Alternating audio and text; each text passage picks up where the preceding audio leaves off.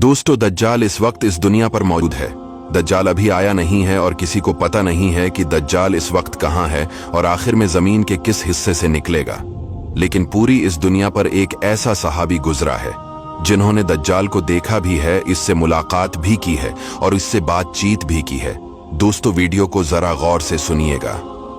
एक मर्तबा हमारे नबी सल्लल्लाहु अलैहि वसल्लम ने अचानक अपने सहाबा को जमा फरमाया और खतबा देने के लिए मेंबर पर तशरीफ फरमा हो गए और नबी करीम सल्लल्लाहु अलैहि वसल्लम ने फरमाया कि अमीमदारी ने मुझे बताया कि वो 30 अफराद थे और किश्ती में वो सफर कर रहे थे कि तूफान आ गया और वो भटक गए।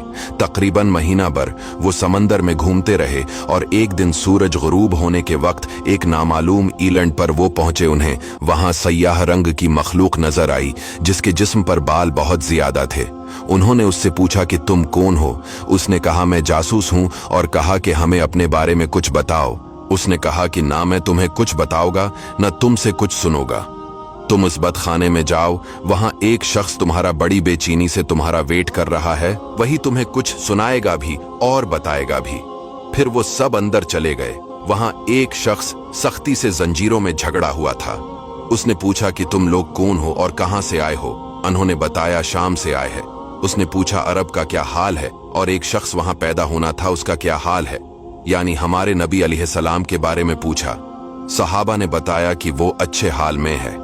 पहले तो उनकी मुखालफत हुई, लेकिन अब वो तमाम अरब पर वो गालिब हो गए हैं। ये सुनकर उस शख्स ने 3 चीखें मारी और बोला कि मैं दज्जाल हूं और कहता है अनकरीब में आजाद हो जाऊंगा और जमीन का चप्पा चप्पा में गुमूंगा और इसका कोई हिस्सा नहीं छोड़ूंगा सिवाय मदीना के, क्योंकि मुझे में वहां जाने की ताकत ना होगी।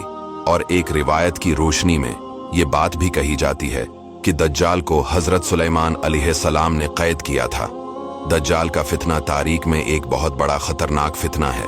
दज्जाल का जो हलिया बताया गया है वो ये है कि दज्जाल एक जवान मर्द होगा, लंबा कद होगा, एक आंख से काना होगा और एक आंख खून आलूद हो गए। दज्जाल की पेशानी चौड़ी होगी और उसकी पेशानी पर लिखा होगा काफिर, जिसको हर मुसलमान पढ़ेगा और काफिर को नजर ना आएगा।